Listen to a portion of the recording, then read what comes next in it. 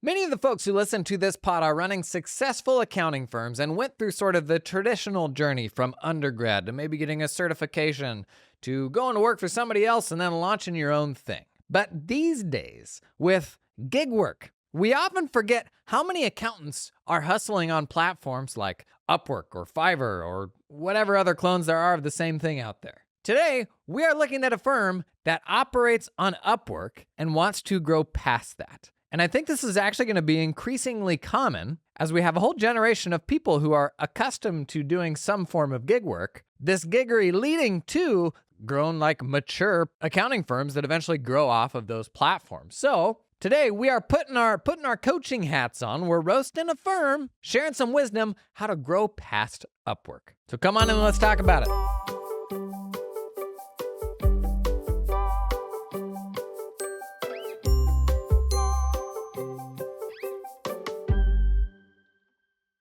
So firm roasting, how this works, people submit details to me anonymously via the form that I will put down in the show notes, information about their firm financial statements, all sorts of things. They give me all that info anonymously, and then we can give them some advice. Now, the fun for the rest of us is it's much easier to put that coach hat on and look at their stuff and be like, yeah, you should do all that stuff. Much easier to do that than look at our own firms. But let me read through this submission. And I can tell you, when I read this, I was like, boy, this really puts in perspective the echo chamber that many of us are working within and reminds you of just the reality of like getting a single person firm off the ground. So without further ado, let's learn about this firm. Their revenue is 70% made up of bookkeeping, 20% made up of tax, but most of that is sales tax and payroll. They do very few 1120Ss or 1040s. It's just them, 100% me, DIY it all, even the marketing, unfortunately. Revenue the last 6 months was about 20K. They say only about 20K. They just moved from an itty bitty market to Texas. Their clients work all over the place. Local clients have always been rare. Specialization. Upwork is the only place I can find clients lately, and it sucks. I'm not new anymore. I'm very good at problem solving and presenting top quality data. I'm just getting started again in 2024 after a break in 23 that caused me to lose all my clients and start over. That's rough. I often work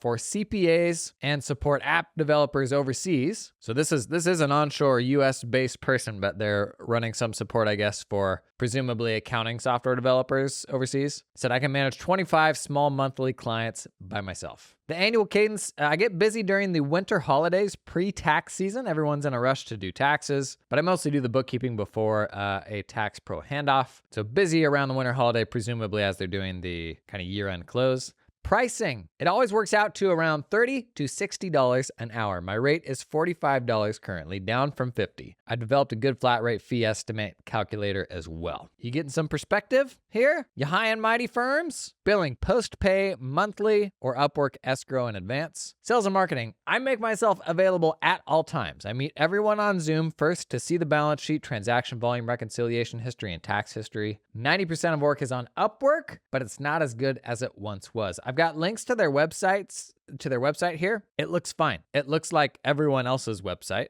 Nothing that super differentiates it, but honestly, that's the case with most $10 million firms. Technology, they're rolling Google Drive, QBO, Money Thumb. What is Money Thumb? Oh, like extracting transactions from bank statements, maybe? Excel, Adobe Acrobat, Drake, PTO Zoom, and eFin. I focus on bookkeeping and I upsell income tax forms if I'm comfortable with the person and bookkeeping. As in like a small solo LLC, that is how I started. That's what I'm comfortable with. Pains. I can't find any clients right now or land them when they do come in. I have a few, but I'm at less than 50% capacity. My teeth are now broken and I need to fix them really badly. I'm worried it has become a turnoff when I meet every potential client face to face. Enjoyment, I love learning about each new business I encounter. I see a lot of neat stuff. I don't know about you. When I read this, boy, it kind of grounded me to the reality or reminded me of the reality of being in a tough spot, not knowing a way out, and having to do what you got to do. We love to get on our high horse and say like, no, this or that is ridiculous. The reality is this entire ecosystem is a food chain. And where you started is generally going to be wildly different than where you are today. And when we point our fingers at other people and say this and that, man, you could have pointed your finger at yourself 5 years ago and said the exact same thing. Myself included. What was I doing 5 years ago? I think I owned the firm at that point. I had never really posted on social media. And somehow now I make a podcast because people think I'm an expert in this stuff. 1,200 people will listen to this episode today. And 5 years ago, I was a schlub running a firm that didn't know anybody else running a firm. And if that doesn't tell you how quickly things can change and how much of an expert I'm not, then I don't know what will. But all that is to say, everybody started somewhere. And even the people listening to this who, I would think is really impressive, or they have these level of pricing that we would all be like, wow, there's a firm 5 times your size that looks at that and just laughs, right? So we are all in an ecosystem. The whole average pricing things and how people like to dunk on those studies, I don't care about that. All that matters is getting from where you're at today to getting to something slightly better and making friends along the way and finding people that can help you get to that thing that is slightly better. And increasingly, as folks come into the profession from gig work, as I was doing some research for this, I was like, if I title this How to Grow Your Accounting Firm Beyond Upwork, this is probably going to find a ton of new people, because I usually talk way up here to, honestly, folks that are running more mature firms like I was, $5 million practice with a decent sized team. But the distribution of quote unquote firms out there, there's a huge volume of people just doing gig stuff, and we love to look down our nose at that work. But just like how the Jackson Hewitts of the world and the H&R Blocks of the world and the QuickBooks Live bookkeepings of the world, I think are only going to serve to bring more people into the profession, gig work, probably going to do the same. So how do we support folks coming in here to get to something sustainable? Because right now for this person, the business is not operating at a level where this can be your thing. You got to have another thing. You're splitting time at this point. Okay, 5 tips that I've got for this person specifically. Folks, if you have insights, drop that stuff in the comments. As we talk about a lot here, that's helpful not only to the person who submitted this, but for all the people who skim through those comments and are like, oh yeah, that totally applies to me too. That stuff is so gold. And when you have the courage to not lurk and to share, oftentimes you're going to make a new friend. You're going to learn something too. This episode is sponsored in part by LiveFlow. Boy, if you've been around this podcast, you know we have run a lot of LiveFlow ad reads. You cut this podcast ad feed and it bleeds LiveFlow ad read. In fact, you know what we should do? Hang on. I had a whole ad read for this, but I just got a better idea. You know what we should do? You know how we made that JSON bot that's connected to all the podcast episodes, and you can ask it questions and it'll go across 280 episodes and give you answers? Let's make a bot that's just all my LiveFlow ad reads. Then I can just ask it questions. I have this workflow problem. How could LiveFlow help me? I just burned a bunch of money on a reporting platform. Is this something that LiveFlow could have done for me instead in a spreadsheet? Because that's where I'm actually happy and comfortable. What's the easiest way to connect my spreadsheets to my client's QuickBooks data in a single click? And the chat assistant would be like, LiveFlow. No, it wouldn't. It would be like, oh man, I hear you. Oh, that's a real tough situation you got yourself there. Here's what you're gonna do. And it'd be like a 2-paragraph long way of just saying LiveFlow. Could be good content though. We should put something useful in this ad read. LiveFlow, it's the easiest way to liberate data from those client QuickBooks files. Whether you're in Excel, Google Sheets, you get a little LiveFlow button. It's like an extension. You click that guy and you can run all your favorite QuickBooks reports, sync that data into QuickBooks like a one-time sync or an ongoing rolling sync, do some kind of real-time reporting stuff. Great way to get data out to stakeholders who you don't want to have access to the QuickBooks files. Also, be it a banker, an advisor, employees of the business, quite possibly even the business owner themselves because they keep breaking things. That is LiveFlow. To learn more about that one, check out the link in the show notes. This episode is sponsored in part by Makers Hub.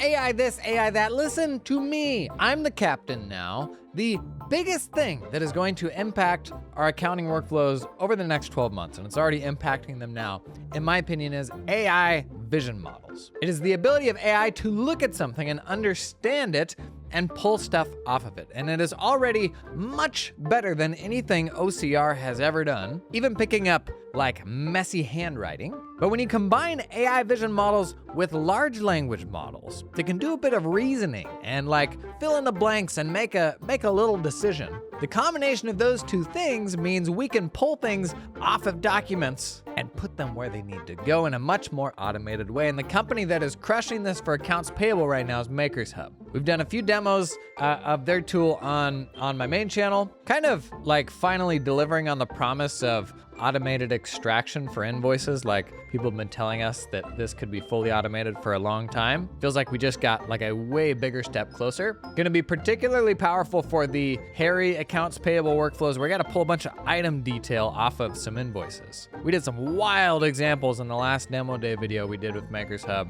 chucking super gnarly, humongous invoices at it, and it lifts like hundreds of lines of item detail like almost instantly. The same tech's impacting our 1040 workflows as well in a really exciting way. But if you sell accounts payable to your clients, or if you're exploring doing this, I think AI has changed how profitably we can do so. So to learn more about Makers Hub, check out the link down in the show notes. So 5 tips from me, and then I want to see your suggestions in the comments as well. Number 1, marry an interest with your expertise. The quickest way out of this hole of being just like everyone else is to be perceived as the bookkeeper, the tax person, the whatever it is for X. You want to be the person for a specific type of individual. Right now, and gig work platforms like Upwork are the roughest version of this. Right now, people don't know how to differentiate you from anybody else. They can literally skim down the list of hundreds of people who purportedly can do the exact same work, and what are they making buying decisions off of?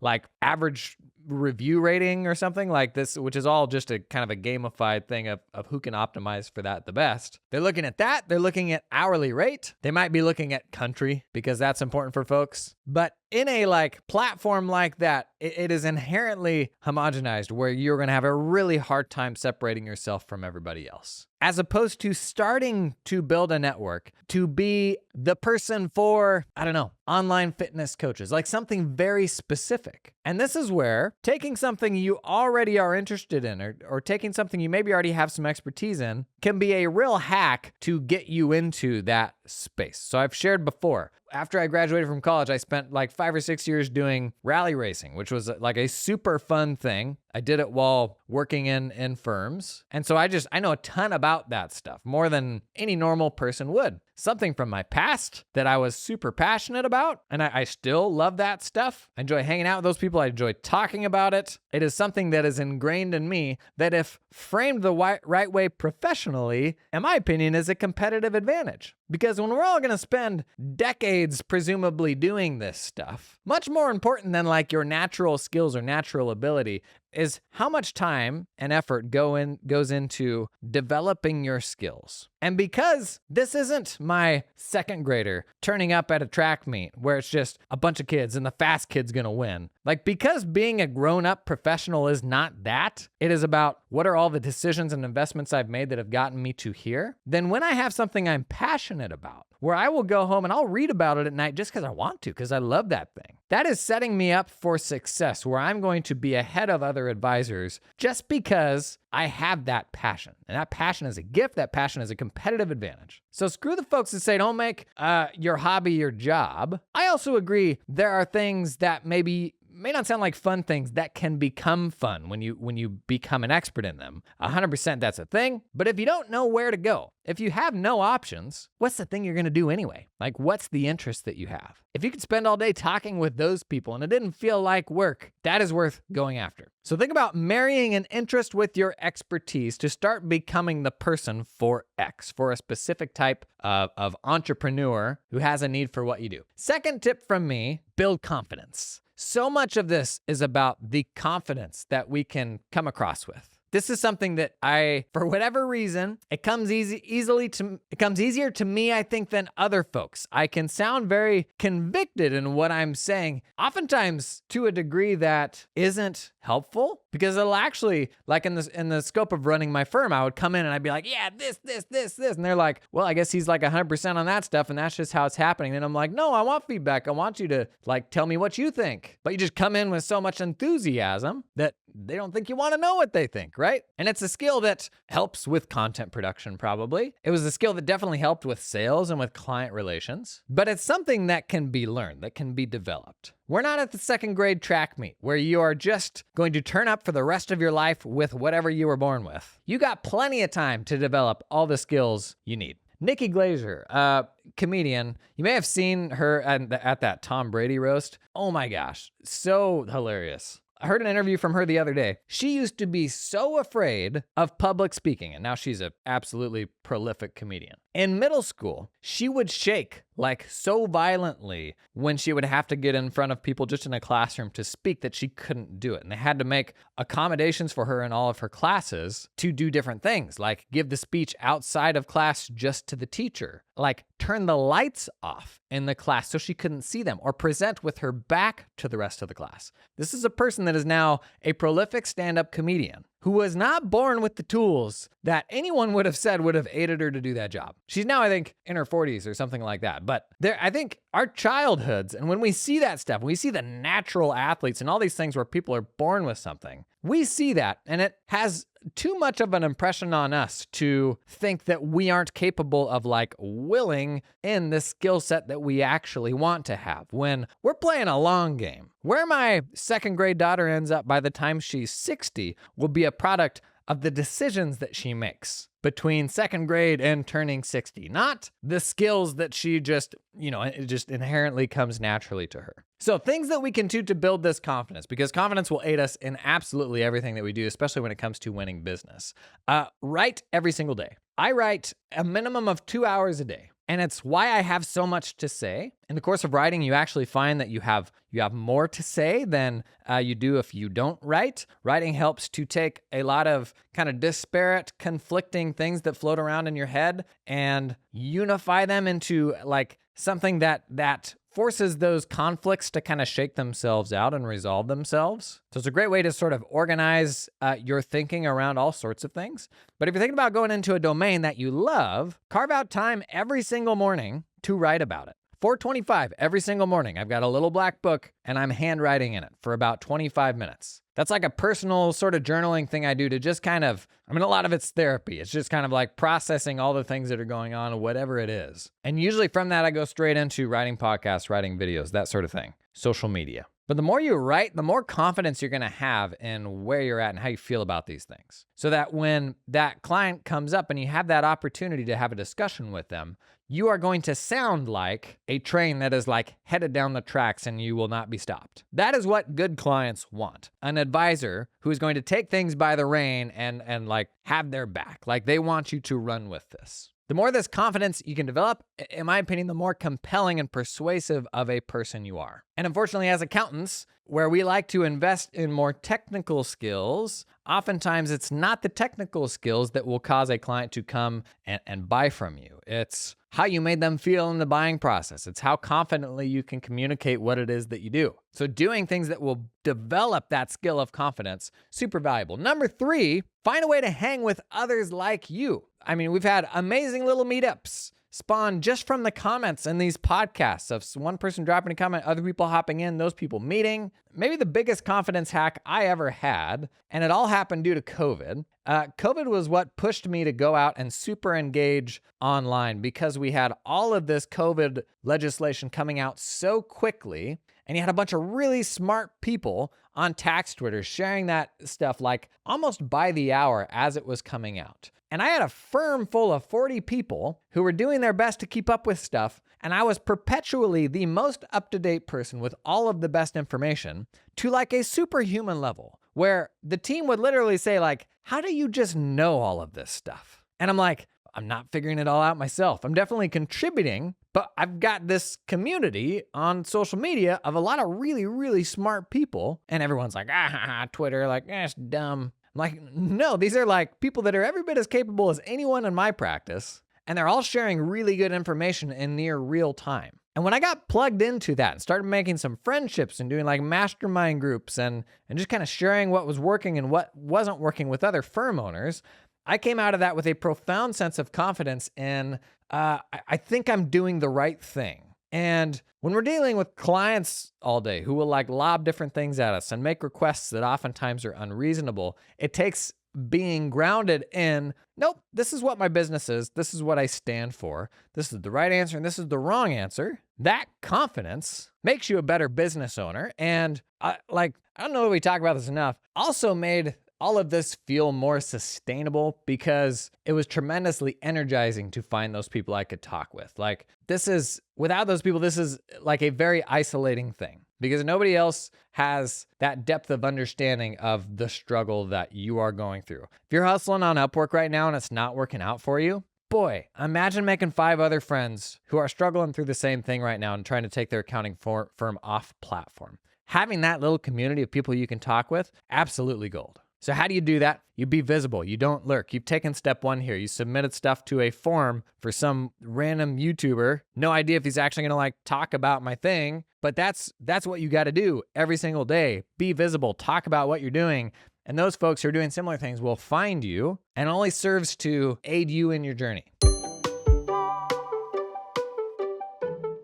This episode is sponsored in part by Team Up. What if you went out and you hired an offshore person and they took some sensitive information, they did something bad with it, they stole? Oh, worst case scenario, right? How do you manage that? So, to start, some advice from Team Up here. According to Team Up, the number 1 and number 2 mistakes accountants make. Number 1, thinking of your overseas teammates as, quote, offshore staff. Thinking of them as something else rather than just an extension of our team that is subject to the same rules and restrictions and controls as anybody else that I hire, whether they're onshore or offshore. Mistake number 2, making global teams more complicated than they really are. The 3 things Team Up always says: 1, it's just people. 2, build relationships of trust over time. And 3, what would you do if you hired in Arizona? Wow, why the heat for Arizona? Not, Florida or something like that. You hire somebody in Arizona, you probably don't stay up all night worrying about them, right? And the same should be true with your team in the Philippines. Hire the right people, get to know them personally, and give access to non-sensitive info first. I feel like there's more a question of internal controls, we are accountants, so we don't really rely on trust so much, right? We don't just fling open the keys of the castle for anybody to come get it. That's not in the ad copy, that's my take. If somebody in the Philippines is gonna steal from me, it's because I put them in that position, just like if I hired anybody across the country. Instead, focus on the positive. Don't get too wrapped up in fear and scarcity. Be logical about thinking through those problems and coming up with solutions for them to protect yourself not only from offshore hires, but the rest of your team as well. Learn more about Team Up, check out the link in the show notes. Thank you to Team Up for sponsoring this episode. This episode is sponsored in part by Stanford Tax. And I'm sorry if I sound upset today or a little emotional. I just got the news that we lost someone that was very near and dear to all of us. If you came of age in this profession doing tax work, Stanford Tax, they just killed the paper organizer. The paper organizer, you print out of your tax software and you send it out to your clients. It's big and it's dumb and it doesn't make any sense, and it asks them a bunch of pointless questions. But it's dead and it's never coming back, okay? Stanford Tax, it gives you a modern way to gather the same information using pro forma info from your tax software. It will actually intelligently ask the questions that need to be asked, taking into account that pro forma data, so that on January 3rd every year, you aren't cleaning out the local Staples, printing out umpteen reams of paper organizers, only to mail them to your clients and never get them back. We did a demo day of Stanford Tax on my YouTube channel where you can see how it works in 5 minutes. If you're still using paper organizers, please stop. Please just stop it. I know you're still working on extended 1040s. Man, this is the time to be kicking the tires on new tax tools so you're not going in blind to next tax season. So you know exactly what you're working with and what'll work and what won't work. So by the time you get to next January, you are absolutely humming, okay? If you do tax stuff, check this one out, Stanford Tax. I'll put a link in the show notes. Tip number 4, look to partner with other firms to shore up expertise gaps, because it is really hard to be technically proficient in a, I don't know if I should say in a one-person firm, because you absolutely have one-person firms who can be tremendously proficient. But be mindful of how you're technically developing, because I can tell you, all of my technical skills came from, not all, but a lot came from my colleagues. There's tremendous freedom to be had in running your own firm, but that doesn't mean that you have to be on an island. And for folks who want to be solopreneurs, that probably looks like finding other solopreneurs who have expertise that is different than your own, who are open to having conversations and helping you with certain engagements where something may be a little more than you should be handling. Don't feel like you have to put all of this on your own back. Find a way to have touch points with other firms to continue broadening that technical expertise alongside all the other soft skills that are going to make you come across better in sales meetings and stuff like that. Number 5, which I alluded to real hard in the first one, the path out of this is to build a very specific niche. And you do that by being relentlessly visible in a specific space. People out there who run accounting firms, small accounting firms, if they're on social media if they're looking for anything accounting on YouTube, they can't not find me. Go search anything accounting related on YouTube, and oh my gosh, do you see my dumb face? So many results in the YouTube feed. So often, winning something like this is done just simply through sheer force of will and doing it more than anyone else would think is reasonable. So how can you do that for a specific space? Finance advice for independent crab fishermen. Crabbers? What do they call the people that do crabbing? I mean, find something really specific that you also may have a passion for and is interesting to you, and flood social media, flood YouTube with good stuff, like not with crap, with really solid stuff so that you are unavoidable. Like if they are out there at all, they can't not see you. Now, where we often get stuck here is this like chicken and egg problem of like, yeah, but I don't know anything about crabbists. How do I become an expert in that thing if I don't have any of it? You want to know a version of that happens every single day? Is generalist accounting firms taking their first crabber. They don't know squat about it. But the fact that they help a whole bunch of other people emboldens them to think, oh yeah, we can help this one more person. And there is some truth to that, because in reality, this crab fishers person, their stuff is probably not all that different than the landscaper client you're doing as well. But the person that's going to become an expert for that specific type of person is going to be the one who starts with 1 and then does 3 and then does 5. And at that point, you're miles ahead of that generalist firm who's just doing a couple of them. So it doesn't take as long as you'd think. And I would argue this is part of the value too of marrying this with an interest of yours. If you know more about that domain, you know the questions to ask and the things that they're actually bumping up against. If you don't and you're a generalist, you're just asking the generalist questions and maybe cruising right past stuff that is important, but very specific to that. So do you need to know what you're doing? Like, do you need to have a certain level of technical proficiency to do this stuff responsibly? Absolutely. But consider what level of technical proficiency the generalist firm has who just brings in one e-commerce company or something like that, right? Always remember your internal identity, what you think you are capable of, will perpetually lag behind your external reality, the things that other people see in you and think that you're capable of. So it takes time for us to prove to ourselves that we are capable of something. And for normal people, that self-identity, that lags behind what you're actually capable of. If you are interested in something and you go home at night and you read about it and you totally geek out on that stuff and you listen to the podcasts about it and all that, you are a whole lot closer to being a great advisor for that type of person than the generalist firm or than the generalist person on Upwork who's just going to pull that client in as yet another client. Now, this person mentioned that they love learning about these people's businesses and going deep on it. Like that is the joy of doing this stuff. It's such a gift to see into so many different types of businesses. Imagine being a CFO for one company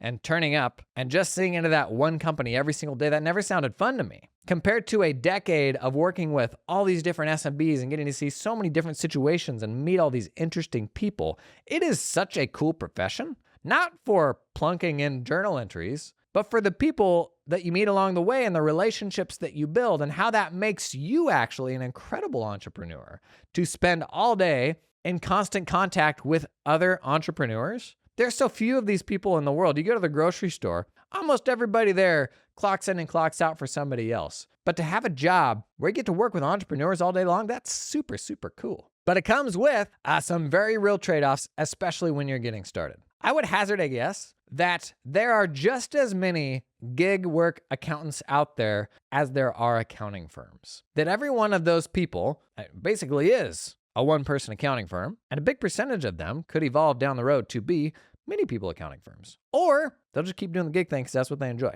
But if you aspire to outgrow that, find a way to marry an interest of yours with your expertise. Start building that confidence. Hang with other accountants like yourself. Partner with other firms to shore up expertise gaps so that you can build a super specific niche, become the go-to person for that need. Oh yeah, golf caddies, that's Tom. He's got that stuff on lock. That's what you want to be. And then you're totally off platform. You're setting your own prices. There are no substitutes. Like, you get to make the rules. Good on you for raising your hand and saying, who's got ideas? Where do I go from here? A lot of smart people listening to this. Drop that wisdom in the comments. If you're listening to the audio only feed, your player will have a link to the YouTube video. Pop in here. Drop a comment if you have something to share. And if you want to get your firm anonymously roasted, check out the link in the show notes. Maybe you'll be next. Tomorrow, we are going soup to nuts, building a new niche from scratch. Basically, what this person needs to be doing to get off platform, but hyper practical examples of a whole ton of different strategies you can do to separate yourself from the rest of the pack.